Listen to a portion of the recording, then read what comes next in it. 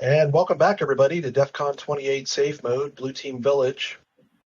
We're going to start our next set of speakers. We've got a great topic coming up today. The title of this talk is Building BLUESPAWN, an open source active defense and EDR software. Jake Smith and Jack McDowell will be presenting. As always, please direct all questions to the Text Talks Track 1 channel. Or you can connect to their Discord server as well and send messages to them directly. I'll have that in there in 1 second. And on that note, over to you, Jake and Jack. All right, thank you. So how's everyone doing today? Just a few quick notes before we get into the presentation.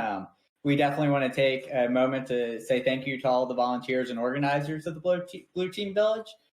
Putting this event on in a normal year is a lot of work, and I can only imagine what they've done to make this happen. So a huge thank you to them. So today, Jack and I are going to be talking about an open source project we've been developing for about a year now. It's called BLUESPAWN, and you'll notice the emphasis on active defense here. So we'll get into more about that later.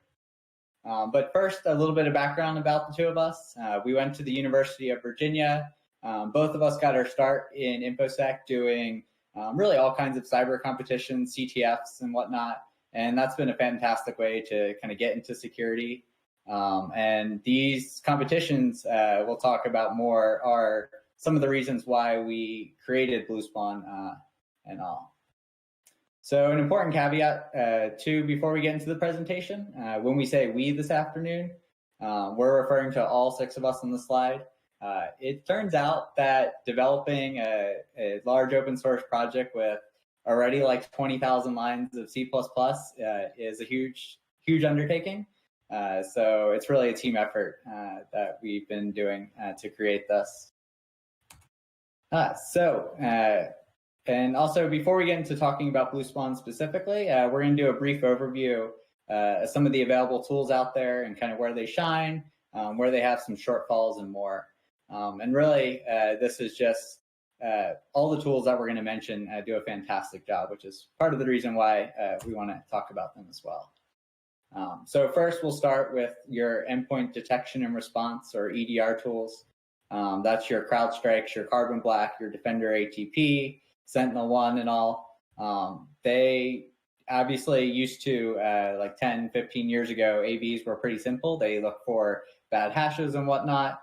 And now kind of they've increased and they've gotten really, really good. So these commercial tools, and they're a bit expensive in some ways, but they really raise the bar for finding the low-hanging fruit, especially, and even some of the more advanced malware. They're obviously not all created equal, but one of the things we noticed when we started developing BLUESPAWN is that these defensive security solutions are pretty opaque overall. There's obviously a lot of offensive tools out there, but it's really hard to get your hands on and kind of understand how these modern AV and EDRs work. Which leads us into a bit about some of the free tools that are out there. There's not a whole lot of great ones, but definitely sysinternals is probably one of the best. If you haven't used Sysmon, if you haven't used much just beyond like Sysmon to improve your logging, highly recommend taking a look at like Auto Runs and Process Explorer and Procmon. They do a great job of finding malware on the system. They're more geared though toward the system analysis side. So they're not going to say like, hey, this is malware. They might show like a different color if this is like encoded or something, but they're not going to point out and like say, this is MITRE ATT&CK technique 1547, right? For example. Next is Process Hacker. Process Hacker is another really great tool. There's not much automation or security focus, but it's really good at just analyzing. It's like Task Manager on steroids, really. And you can even look at like a specific region in memory. So like if you know that one process was injected, for example, then you could go and analyze each bit of the memory yourself. And then on the like purely defensive side, we've definitely found PE-Sieve to be one of the best free and open source tools out there by far. The idea is pretty simple behind the tool. It's basically look at all the processes running on the system, and then it can find hooks, process hollowing, process injection, shellcode, all that kind of good stuff. The only downside, if it's really a downside, is that it's limited to scanning processes. So it's not going to find like other malware, say, like that's hiding in the registry on a system. And finally, in this kind of available tools section is like the collections of YARA rules, Sigma rules, sysmon configs out there. Even just a few years ago, there just wasn't really a whole lot out there, especially on the defensive side in way of signatures. But these projects are doing a really good job of starting to share threat intel a bit more widely, and can help you find threats just on a particular system. The only thing, I guess the caveat is like with hardening scripts, for example, a lot of the stuff you'll find out there is very, I guess, more script-like and not fully fleshed out. So that's one thing to be aware of, like they'll set conflicting values or miss critical settings and whatnot. But so that, I mean, that's kind of the reasons why we got into building BLUESPAWN, which we'll talk about here more shortly. And one of the key things we want to emphasize this afternoon is that is the ideas and principles on which we built this tool. You're probably not going to go into work Monday and deploy BLUESPAWN in production. And I guess you could, but that's maybe not something you want to do quite yet because the project's not quite that far along. But that said, you can use the information in today's talk to conduct your own security research and begin kind of improving your own defenses too, and looking at how these kinds of solutions work. So with all things, all great ideas, I guess, start in Slack and whatnot. So this was, I went into our archives, this was last year, like we started with this really simple idea, like what if we could like scan one particular thing, like look at just registry run keys, like as a way to detect threats and whatnot on a system, and like an open source tool. And we didn't find a whole lot out there.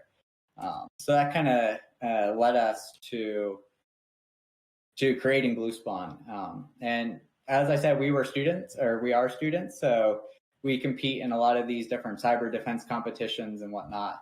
And honestly, frankly, I tell some people that I just go to school for competitions and all. But basically, these cyber defense competitions are basically you get a network and you're asked to secure it against active attackers, who, unfortunately for the students, are industry red teams. So you can imagine how that kind of thing goes. And the red team pretty much always wins. So in these competitions, though, we can't use commercial tools and we can't bring in scripts. So we have to rely on open source tools. So that's kind of another reason why we focus so heavily on the open source aspect. And so we built BLUESPAWN on one really particular focus, is that we want to be able to stop threats as quickly as possible. So think that you should be able to run this tool and find as many, if not the majority or more, of all of the malware that's running on your system as quickly as possible. And so that is where the idea of active defenses comes in. And then the next is coverage. So when doing these cyber defense competitions, it's time limited, you're stressed and whatnot. So you don't have the luxury of, say, being able to look at everything very closely, and you can't pull up Process Explorer and look at every individual process to hunt for process injection. So our idea is that if you can get 60, 70, 80% of the way there on finding the most common threats, and you know what your tool is going to be looking for, you can spend more time on those other areas as well. And finally, open source software. So this is a call to everyone out there. There's a lot of stuff on the offensive side, but there's just not really as much on the defensive side. So definitely building more open source blue team software, I think, is really important, and is a great way for people to learn about how these kinds of things work and how you might detect, say, one particular technique in the attack matrix. So as time went on, from that simple idea that we posted a while ago in Slack, we started moving BLUESPAWN towards what you might term as calling EDR type solution today. So that's where it's doing continuously monitoring, and we're asking questions like, what if we could just deploy BLUESPAWN across a whole network like you might deploy like Falcon? This is kind of the ideas that we're heading towards as we spend more and more time developing this. And then also proactive defense. So like, it's not enough that you can detect malware and respond to it, right? We also, one of the core focuses is the idea of being able to prevent these malicious activities in the first place. So we've talked a lot about active defense so far, but what do we really mean by it? And how does BLUESPAWN approach the idea of finding anomalous or malicious behavior? And that's kind of what I'll get into in this section. So typical antivirus or EDR products are meant to kind of run in the background behind everything, only raising alerts and acting when there's something definitely bad going on. For their use cases, this is a very good thing. People don't want alerts about everything that may or may not be malicious. But when you've been compromised, or even when you think you've been compromised, that might not be enough. This is where our concept of active defense comes into play. Rather than sit in the background, only rarely making noise, BLUESPAWN is meant to be a tool that's actively used. The goal is to find absolutely everything that could be malicious, not just the things it knows for sure are malicious. In such an approach, there are drawbacks. In catching all the things, we're sure to catch some things that aren't actually bad. But for an active defense situation, that's a trade-off we want to make. So how does BLUESPAWN go about approaching this? Originally, this worked by just performing a scan of the system at a point in time to identify all the threats that were currently on there. And this hunting involved the typical registry scans, file scans, or process scans that an AV or EDR product would use. But again, BLUESPAWN tried to be more in depth, taking more time to look at things with more of a focus on finding anything that's not normal. And I think part of what makes BLUESPAWN different is we also factor event logs into our hunts. So correlating what Windows events have occurred with what is currently on the system to identify any sort of malicious behavior there. And we're trying to basically use that to bridge the gap between incident response and what EDR products do. And as we move towards continuous monitoring, we extended these hunts to be able to run as needed. And I'll talk more about how we did that shortly. So as I mentioned on the previous slide, BLUESPAWN is built pretty heavily around the idea of what we call hunts. For each MITRE ATT&CK technique we support, which is basically a way attackers do things if you're not familiar, we've created a hunt, which basically is a search for any sort of evidence of malicious activity using the technique. We'll get into more detail about how specifically these hunts work in a bit, but for now, just know that they're really the starting point for everything BLUESPAWN does. Monitoring, as I mentioned a while back, is really just an extension of the hunts we've already written. Each hunt creates triggers for when it should be rerun, and when those triggers occur, it gets run again. Now, MITRE recently released sub-techniques, which break down each technique attackers may use into subcategories. And BLUESPAWN has just moved to handle that by making each hunt responsible for all of the sub-techniques that fall under it. So these hunts are really great for finding the starting points in malicious behavior. We can find registry keys that run files that run startup libraries that aren't meant to be included at all sorts of fun stuff. But malware tends to have a number of different components that it uses, or even if it doesn't, it exists in multiple different forms in multiple different places. Maybe there's a registry key that points to a file, and then that file is loaded into a process, and then that process is changing other registry keys, and those keys point to files, and those files, well, you get the idea. To address this, BLUESPAWN searches each piece of evidence it finds in order to see if it can catch anything related to it. The result from this is a network of evidence of malicious activity. In the next section, I'll go into a bit more detail about how this actually gets built. Now that I've given a higher level overview of our methodology, I'm going to take a deeper dive into the different things BLUESPAWN can do with a focus on how it does them. And this section is going to get a little bit technical, but I'll finish it with a more broad overview if you don't catch anything.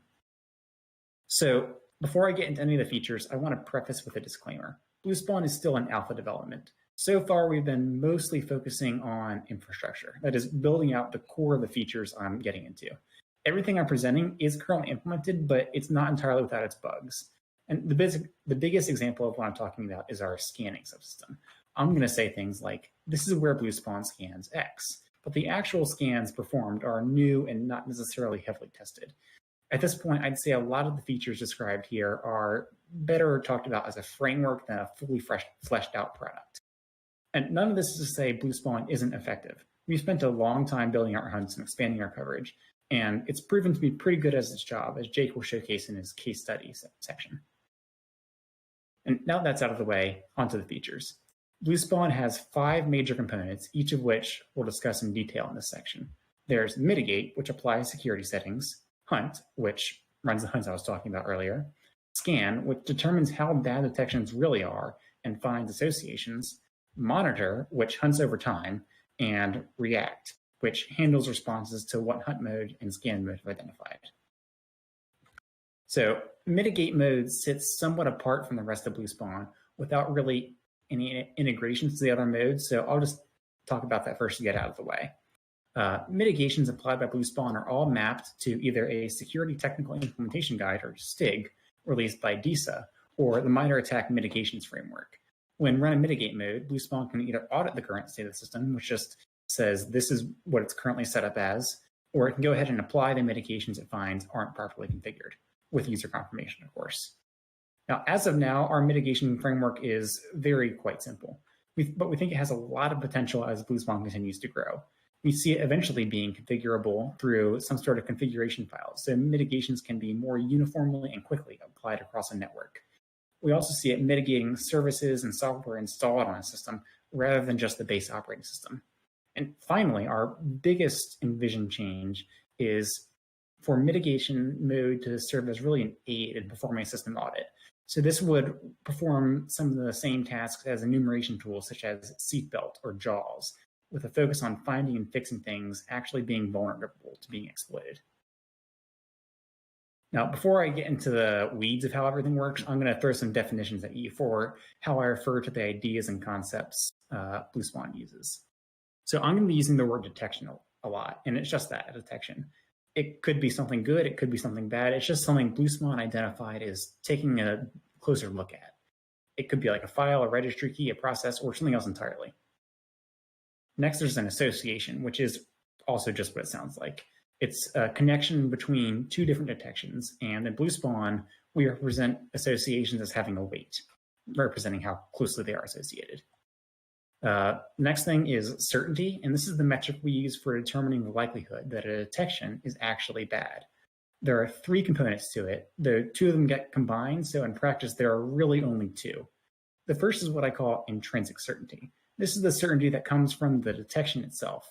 This would be what we're talking about if a service was called Mimikatz, or if a file matched a YARA rule from Interpreter, or something like that. The next is contextual certainty. This comes from the context surrounding the detection. In a lot of ways, this is very much like the intrinsic certainty. And in fact, BlueSpawn doesn't actually differentiate between the 2. They're really combined. And what I mean by context is things like a file in System32 that's not assigned by Microsoft. And that's probably bad just because they usually are. Or any value listed under an AppNet DLLs is probably bad just because they aren't really used legitimately anymore. The last type of certainty I'm going to talk about is associative certainty. And this is the certainty that comes from the associations of a detection. Say we've got a file and we found it loaded into a process. If the process is behaving maliciously and the file appears malicious, the file should be treated with a higher certainty than if all we had was a malicious looking file. Now that I've got those definitions out of the way, I can move on to how BlueSpawn actually works. The core of all detection management, and really the core of BlueSpawn itself, is our detection register. This tracks everything that BlueSpawn's found. Whenever a hunt or a scan or whatever finds anything that might be bad, it sends it to the detection register. The register will record the detection and send back a reference to it. Now, this reference may or may not be to the detection that was recorded, and I'll explain why next slide when I explain how the registration process actually works. The detection register has 3 storage mechanisms. So whenever a detection gets registered, it gets queued for a scan, and we track all queued detection in one set and all scanned detections in another. That way we can just make sure we're not redoing the same work. We also keep a record of all detections regardless of whether or not they've been scanned. So now for how registration actually works. The first thing the register actually does when a new detection is being added is it checks if the detection already exists. If it does, they get merged together. And generally, the only thing that changes when this happens is their contextual certainties and their contexts get merged. If this merge causes their overall certainty to exceed a certain threshold, it then gets logged and its reactions get triggered. if the detection being registered was merged with the pre-existing one, the reference that returned is actually to the pre-existing one. That way, it's just keeping track of the detection that we care about.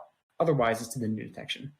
After all of this is handled, if the detection register needs to queue scans for the detection, it will.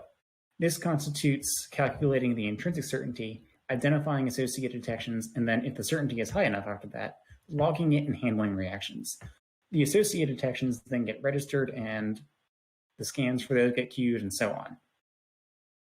So here I've got a diagram for how the detection register lays things out. It looks kind of complicated, but I'll try to explain it so it's maybe not quite as bad as it looks. So the register itself has three main storage mechanisms. There's the queue of things that haven't been scanned yet, things that have been scanned, and then everything overall. And you can see that all of these storage mechanisms really just store references to detections that are stored elsewhere. I've also broken down one detection, in this case ID2, to show what kind of information a detection actually holds. So first it has its ID, which is just an ID, unique identifier to refer to it. It has a context, which is the information surrounding how it was made and how it was found and when that happened and all that. So that'd be what time the detection occurred, what hunt found it, and when the first evidence of the detection was found. There's also the data, and this stores information about what actually did it find. So in this case, I've just decided, for the purpose of an example, this detection is going to refer to a run key, and its value is its name persists, and it's pointing to this file called bad.exe. The next thing I have is the scan information, which stores information about how it was scanned. So that has the certainty, which combines the intrinsic and the contextual certainties, and then the associative certainty. The last part of this is the associations, which identifies which detections are associated with this one. In this case, detection ID1, which I'm using to refer to as bad.exe, is associated with it. There's also a mediator, and I'll get to that a bit later. So in the methodology section, I mentioned how hunts represent the starting point for pretty much all the threat hunting that BLUESPAWN does. And each one covers one MITRE ATT&CK technique. Each hunt we then break down into sub-techniques, which can be run independently of each other. Within each sub-technique, that gets broken down then into subsections. And one subsection generally checks just one specific attack surface, whether it's a folder, a file, an event ID, or a registry key, or something else. The idea is to keep it as simple and small as possible. This design allows for much more targeted hunts if we know what we're looking for. And I'll get into why that matters when I talk about how monitoring works. Most of the things we check get a quick scan, which just performs the most elementary scans as a very quick test to determine whether or not something deserves more detailed scans. If it does, we create a detection for it and register it with the detection register and kick off the whole scanning thing I just finished talking about. Then the scans I discussed get run on it and make a determination, find out the related things, and so on. Here's an example of what a hunt looks like. In this case, this is a T1547. The hunt itself really just runs all sub-techniques underneath it. You can see here. And then here's the sub-technique number 4, which I picked out because it was pretty simple. The first part of it just compares the win logon values for the shell and usernet against known goods. If they don't match, we create a detection with a moderate contextual certainty, because anything that doesn't match, chances are it's bad, even though the file itself might not be bad. The next subsection refers to the win logon notify values. Any of these that we find get a detection created for it just because they aren't used very commonly. And we create that with a weak contextual certainty because, again, if you find one, the chances are it's not great. Now, you'll notice during each of these, I specify cursory when I initialize a subsection. That comes from when you run BLUESPAWN, you specify how closely it should be looking for things. There's cursory, which is a very quick check. There's intensive, which is a very slow but careful check. And then there's normal, which is somewhere in between. By specifying cursory here, we indicate that BLUESPAWN should run these subsections whenever the intensity is greater or equal to the cursory. So when we originally had our first working version of BLUESPAWN, it was just a few hunts we'd written and not too much else. Since then, everything we've done really has been taking what we had and improving it. When it came time to start monitoring systems in real time, rather than just performing a single scan, we realized we could reuse the hunts we had already written to do this. Each hunt we created defines a number of events that indicate something pertinent to the hunt has changed. For example, we might make an event watching a folder for new files or old files being edited. When the event gets triggered, hunts that care about that folder get rerun. Of course, there's some obvious inefficiencies in this, which is a big reason why we divided hunts into subsections. Now, when hunts create events, they specify which subsection should get run for each event.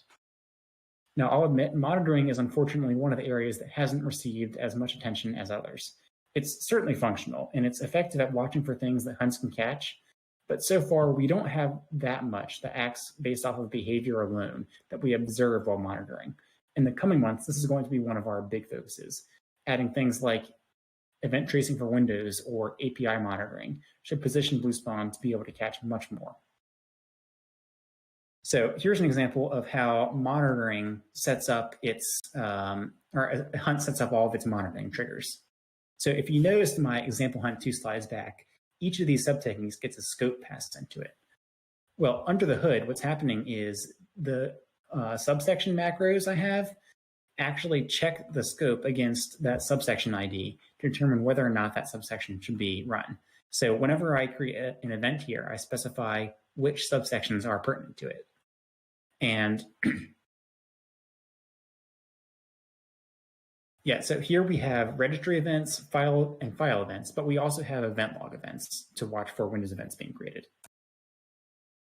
So the last component I'm going to talk about here is the reaction framework. As the name would imply, this is responsible for taking care of detections that BLUESPAWN has determined are bad. Since BLUESPAWN is designed around finding as much as possible and is bound to have some false positives, most things here require some sort of level of user confirmation before taking action. Now, obviously, when I delete a file, it's no longer an active threat, but there's still a reason for BLUESPAWN to track it. To handle this sort of situation, each detection has a flag where we mark it as stale or not. Whenever reaction mitigates the detection, we mark it as stale, so that way other reactions don't go and try to mitigate it their way. Currently, we have 5 reactions available, though there is somewhat of a less defined 6th, and I'll get into that. BLUESPAWN can delete files, quarantine files, delete registry entries, and that can be values or keys, suspend processes, or carve out memory. And I'll talk about that in the next slide. The less defined reaction I just mentioned is for special cases. Remember back to the win logon hunt where it was comparing some values against known goods? It wouldn't be very good to just delete these values if they were malicious. They need to be properly restored. And to handle things like that, when a detection is created, it can be given a custom remediator. This remediator gets precedence over all other reactions if it's present.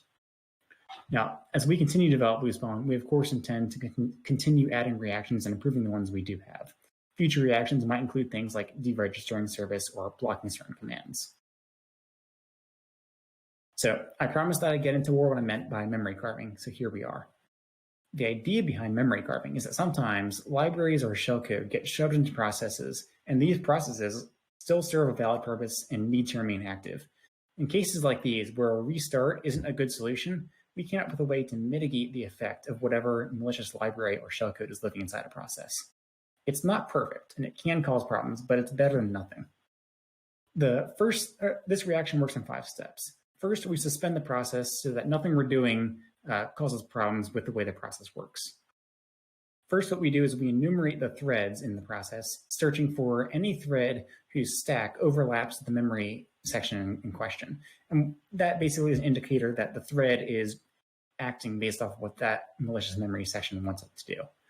If or when we find this, we kill any thread that does that. Since malware generally doesn't like to share a thread with something benign, this shouldn't kill anything important to the process. Of course, if you got things like APC injection going on, there's not too much we can do about that right now. After that, we scan all of memory for pointers to the memory segment in question. If or when we find them, we check the address in question. If it's data, we patch it with 0, so it can't read anything important there. If it's code, we patch it with a return instruction, so if it ever tries to call there or jump there, it gets immediately bounced right back. Then we go through and patch the entry point and all functions that are exported with return instructions, so anything trying to run any function inside the memory gets messed up. This can cause problems if we end up patching any function that requires the callee to clean up the stack, but without extensive work to figure out how much the stack needs to be cleaned up, there's not too much we can do. Once we're done with all that, we resume the process and let things continue. We have tested this with a couple different pieces of malware, including Cobalt Strike beacons and Meterpreter, and it seems to work without causing too many problems. Unless processes are storing function pointers in an abnormal manner, it should be very difficult to get anything in this memory segment working again after what we do occurs. Now, we are working on a few features to improve the stability of this. This includes things like forcibly walking threads back instead of just killing them, or finding out how much the stack needs to be cleaned up when patching returns, or properly unloading libraries as seen in Process Hacker rather than just breaking them. Now, BLUESPAWN would have been nearly impossible to build from the ground up without any libraries or integration. As has been a major theme in our presentation, the MITRE ATT&CK framework has been invaluable in providing guidance around what sort of things we should go for. YARA and YARA rules written by the community have provided immense value in being able to scan files and make determinations. The STIGs around which we built our mitigations make it very clear what we should prioritize and give us a framework to convey our coverage. Finally, PE-Sieve is a great open source tool we use to scan any process for any sort of fileless execution or any form of execution that's not properly mapped to a file. In summary, BLUESPAWN's abilities can be broken into three categories: prevention, detection, and response. Under prevention, we have mitigate mode, which integrates STIGs and MITRE's attack framework.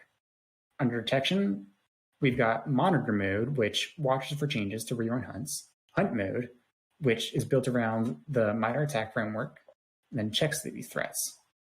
Scan mode then analyzes what was found in hunt mode to find associations and make determinations. And finally, under response, we have our reactions, which aim to mitigate or remove the threat, and then logging to report what was found. All right, so that was a lot, but we wanted to really give you a deep insight into kind of how some of these AV and EDR type programs, and obviously BLUESPAWN in particular, work. And so now we're going to move into talking about just like seeing the tool in action, right? So we're going to walk through a case study with some kind of specific point in time screenshots of BLUESPAWN catching malware, and then also we're going to have a video of kind of the tool in action.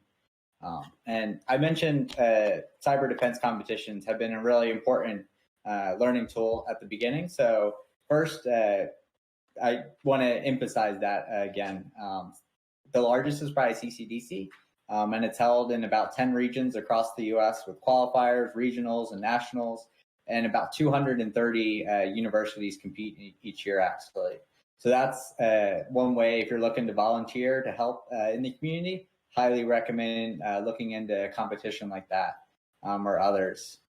So these competitions are basically what's known as an inherit and defend competition. The student teams work in a group of 8, and they're basically work as a fictional company. So like they have a whole set of networks they have to defend, and typically that's on-prem. There's some cloud aspects, and that's usually done in like ESXi or AWS. So here you can see an example of a network map from actually last year. So you have some on-prem workstations. There's like a on-prem cloud, if you will, and like ESXi. And then there's even like an AWS component. And you'll see the stuff in there ranges from Windows Server 2008, so like really old stuff, to Windows Server 2019 and every flavor of Linux distro, really. So they kind of emulate a modern corporate environment the best they can. And there's, of course, stuff like Exchange and web apps and databases and all. And so basically there's 2 goals in these competitions. You have to keep your services online, and then just like you would in a real company, and then you have to stop the red team from really just totally destroying everything. And really, frankly, that ends up in situations like this. So on the left-hand side, you see this is from the national competition this year, and it's where a picture of the red team's Cobalt Strike instance, where you can see they just have pwned dozens of machines against this poor team. And they also do things like defacing the websites and RMRFing boxes or overwriting MBRs when they get too much access. But really, what that means is that in all reality is that these are a great testing ground for defensive tools, right? So the red team spends all year writing malware for these competitions and are probably watching right now. So hi, red team. But so their tool set is everything from like Metasploit and Cobalt Strike, what's pretty commonly used, to really custom malware that's just written for the purposes of CCDC. So with that kind of backstop in mind, we're going to look at some example screenshots of BLUESPAWN. So here we just have the system. There's 2 Cobalt Strike beacons running. One is just an HTTP beacon, and then the other is an SMB beacon living in Explorer.exe. So this is how BLUESPAWN goes about finding it. It's looking at, when Jack talked about process injection earlier and the carved memory reaction, you can see BLUESPAWN's finding the malware in both Explorer.exe and then also in the PowerShell that's running. And then it starts prompting the user like, hey, we found this malicious activity, and all the user did was just run BLUESPAWN. And then it's offering to kill the threads. And once it kills it, then we reach a situation like this where those beacons basically just stop calling back in. So that's an example of how BLUESPAWN is responding to the threat. And here's another classic threat. It's not used obviously as much now, but the sticky keys backdoor is where the registry key is configured with command prompt as a debugger. So BLUESPAWN's able to look for that, and that's T1546 subtechnique 8, if you're following along on the MITRE ATT&CK matrix, right? So it knows to look for that, and then it goes and finds it, and it lets you remove that option. Next, this was probably one of the coolest examples we saw at a cyber defense competition that BLUESPAWN caught earlier this year. Windows has these things called authentication packages and notification packages. And these exist in like the LSA subsystem, which is used for authentication and all. So BLUESPAWN is able to map and is like, hey, we found a registry key, and it understands that in the hunt, that this hunt refers to things on disk. So then it goes and correlates that with the file associated with it. So we have 2 detections, one for the file and one for the registry key that contains the badness. Next here is the good old run key. So there's a malicious VBS script that's configured to run in the registry. And again, BLUESPAWN is able to correlate the 2 and be able to connect that to generate detections and find both pieces of malware. Here's a web shell. This is a great, I like to use this for showing how the context works.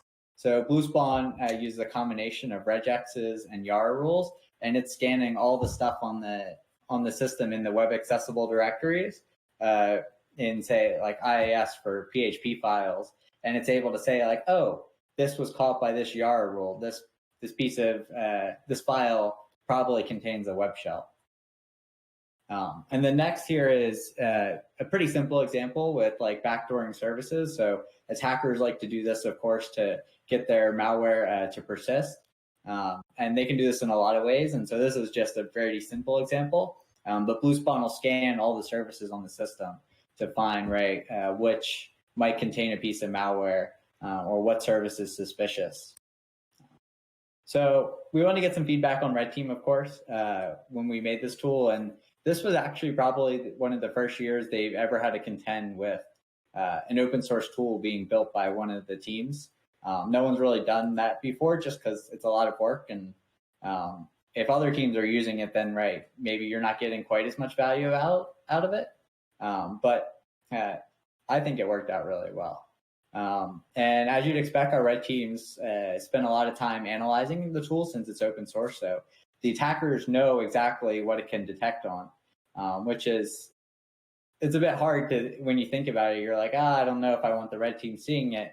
But what we found is that it really pushed the attackers to move to new techniques. So they couldn't just rely on the same things over and over again because they knew we were going to catch that. So it forces them to keep moving and shifting their tactics, which means they might be less detectable, but it also really increases the barrier to make it harder for them. And honestly, one of the coolest parts is that the red team unveiled something called RedSpawn this year. So that was a tool that was apparently supposed to attack and defeat BLUESPAWN. So that feels like a validation to us for sure that BLUESPAWN is effectively killing stuff that they used to rely on. So from the blue team perspective, what we found in our experiences and other teams and all is that BLUESPAWN works kind of like an EDR product that you'd expect to. So you can it'll identify and respond to malware on the system. One of the cool things we found is that it's like a force multiplier, especially in these active defense situations. So imagine if your tool's deployed out across the multiple systems, right? You don't have to manually look through all like the auto runs yourself. It'll just flag which ones are most likely to be suspicious. And that way you can spend more of your efforts hunting where it counts to find the malware. And so that's really important. So we prepared a little demonstration of what BLUESPAWN looks like in action and how it can be actually used to hunt and then destroy malware. So I prepared a Windows Server 2012 R2 VM here, and I filled it up with a bunch of different random pieces of malware and persistence. So you can see here that I've got 2 active interpreter sessions on it, and I'm going to use BLUESPAWN to go hunt and destroy them, among other things. So first I'll show you BLUESPAWN's help menu just so you can see all the options it has, and that's a pretty simple interface. Because I want to go find bad things, I'm going to run it in hunt mode. I'm going to specify a normal aggressiveness just because I don't need to go too in-depth to find anything. When I find stuff, I want to react by deleting files. So I use the delete file reaction. I want to remove values, so remove value reaction, and carve memory. And then I want to log to a file so I can view it later, and then the console so I can see it now. Just press enter and now it runs. That's pretty much all there is to getting it to run. So here it found a process injection into SVC host, PID 632, and I'll open it up in a process hacker. So you can see here that it actually tells me the memory address where it found the injection. So I can actually go take a look at that in process hacker. And you'll see here that it's RWX memory section, which generally is not a great thing. So I'll go ahead and carve that out. And here it found a couple more, so I'll go ahead and carve those out too. And here it found some process injection into WinStartup.exe. And so I'll go ahead and carve those out.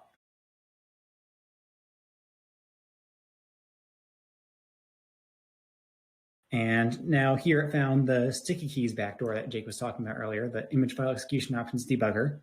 And so I'll open that up in auto runs so you can see that it's also found by auto runs. And it's under the image hijacks tab. Sometimes everything doesn't show it. So you can see it there and there. So I'll go ahead and remove that. And here it found a run key that was running the process we found some injection in earlier, the Windows startup actions, which definitely is not legitimate. So go ahead and remove that run key. Here it found a NetSH helper DLL, which is a sneakier persistence technique. You can see it in regedit. And BLUESPAWN actually protects the files during scans, so this actually won't be able to show the signatures on it, but I assure you it's not good.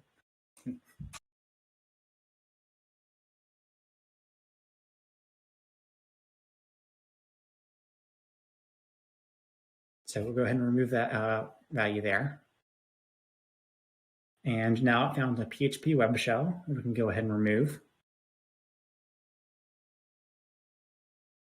And here is the malicious service. So go ahead and remove that. Now, for some reason, auto runs can't find it, but I'll show you in this command prompt that it absolutely is there.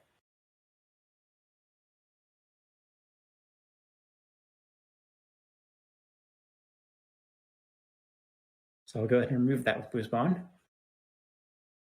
And now I'll go ahead and remove the NetSH helper DLL file. And here's the WinStartup.exe that it didn't like. And here's the malicious service. And that's it. That's all you have to do. And here's AutoRun showing you that stuff it found has been now cleared out. So next slide. So here's what happened to the interpreter sessions that I had open. They got killed when I carved out the memory. And now onto the future work. BLUESPAWN still has a long way to go with a lot more features to be added. I'm going to talk here about some of the ideas and plans to come up with for future development on BLUESPAWN. So most of our goals right now fall under 3 categories: improving coverage, improving configurability, and improving integrity.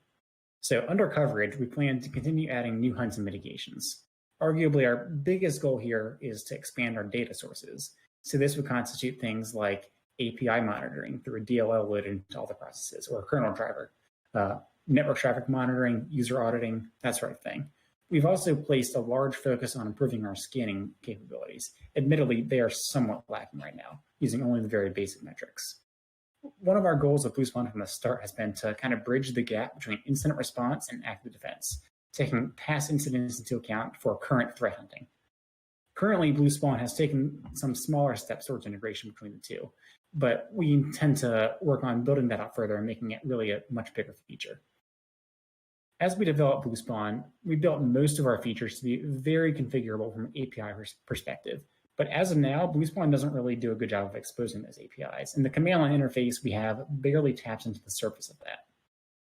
We'd really like to expose more of these configurations to allow things like much more targeted hunts, customizable scanning, and mitigation presets. We'd also like to add a way for signatures and definitions to be configurable so that if users have their own signature base they'd like to integrate, they'd be able to. As for integrity, right now, BLUESPAWN has very little defenses against malware or malicious users actually tampering with it. To that end, we intend to work on hardening BLUESPAWN itself, making it much more difficult for a malicious process from modifying it or causing problems with its execution. And this would most likely be through a kernel driver. BLUESPAWN also assumes it has all the rights that an admin normally has. But if malware is trying to protect itself, it might restrict access to certain resources that BLUESPAWN was assuming it'd just get with no problem. This also would likely be addressed to the same kernel driver. Finally, and this is more of a development feature, we intend to set up detailed atomic red team tests, which are basically tests that test against one specific malware technique to ensure that each build has proper coverage for everything it should. Now, everything I've presented so far has been focused on our Windows client, but our plans go a lot beyond that. Just this past week, actually, we finished porting a version of BLUESPAWN over to Linux, where we are now able to write hunts and mitigations. The Linux client is a decent bit behind the Windows one in terms of capabilities and coverage, but we plan to have an initial release at some point soon. We've also begun developing a server used to deploy BLUESPAWN across the network and then aggregate the logs and manage the clients at scale. This server is still in its early stages, but we plan to ramp up development in the next few months. Finally, the last major component to BLUESPAWN is the cloud. Now, this is a long way off, and I'll admit we haven't even started thinking about developing it yet. But the idea is that the clients or servers could send off malware to the cloud to perform better, more detailed scans, likely doing some form of sandboxing or heuristic analysis. This could also serve as a threat intelligence repository, sending out IOCs to clients and servers. So we've talked a lot. Hopefully we've given you a really good overview of kind of at a high level, like why we built BLUESPAWN, a bit really into the weeds of how it works and how these types of solutions really work in the real world, and then kind of showing you what it's like in action, right? So we're going to conclude. First, remember that BLUESPAWN is very much still in the alpha stage. So it can detect a lot of the most popular techniques, but there's certainly some things that it's going to miss, and it's a bit rough around some of the edges. Since all the code and detections are open source, though, we highly recommend you taking it out, just going to the GitHub page, and you can kind of find and look through, see exactly how it works. And because it's really important to us to shed light on kind of how these black box EDR solutions that you might have deployed out in your network might actually work. And we also want to extend a huge thank you again to the community projects that are listed here. Really building something like this is not possible without these frameworks and libraries. So definitely check those two out as well. So most importantly, if you've gained anything from this talk, we'd like you to walk away with these three things. First, using MITRE ATT&CK to be able to detect threats and think about your defenses is a great springboard, and really think about it as a springboard. So like we found when we were developing BLUESPAWN that MITRE ATT&CK might not have the most in-depth information on a particular technique, right? But you can use that and go as a rabbit hole. So if you know attackers are going to abuse it, you can go look into that technique more to figure out how attackers might use it. So that's a really good place to start. Second, knowing your coverage. So we've used this more times than I can count, right, in our cyber defense competitions and all. And it translates really good to the real world, right? So if you start thinking about, like, if you're Xing techniques off of the attack matrix, right, you can actually get pretty far, because if you think about it, the attacker isn't going to be able to use those techniques as well against you once you've got a little X over them. So that's a great way to think about defense. And then finally, really BLUESPAWN is kind of like a massive experiment just to figure out and understand how modern day defensive software works. So just like you might tear apart like exploits and malware, we recommend doing the same thing for your defensive security solutions, right? And thinking about learning about how they work, and then you can use that to kind of build and improve your own defenses. So just a few housekeeping items, I guess, before we wrap up. Thank you all for listening today. We hope you've had as much fun as we have in creating this and talking this afternoon. We also would like to thank the conference volunteers, right? This would not have been possible without all of their hard work in setting up the streaming and just making it all flow. Finally, we've linked the slides on the README. We'll have the DEF CON release, if you will, go live here in a bit after this talk ends, so you can download the tool as we've been talking about it and kind of see a bit more what it's like. You can look at the slides. We also have a Discord for the project, so if you have any questions, and I think they're going to post a link to the Discord and all, hop in there and you can go chat with us afterwards, and we'll let you know. We'll be happy to answer any questions you might have. So thanks again, guys, for listening. We hope you really enjoyed it. Thank you. Well, thanks, Jake and Jack. That was a great talk. Look forward to see what BLUESPAWN continues to develop into, and appreciate you coming out to DEF CON and presenting to us. As a reminder, as they've got up here on the slide, the Discord channel takes you over to their server. It is also up in the general, under the general tab of our Discord channel, as well as a link in the actual text talk channel as well. Other than that, have a great day, guys.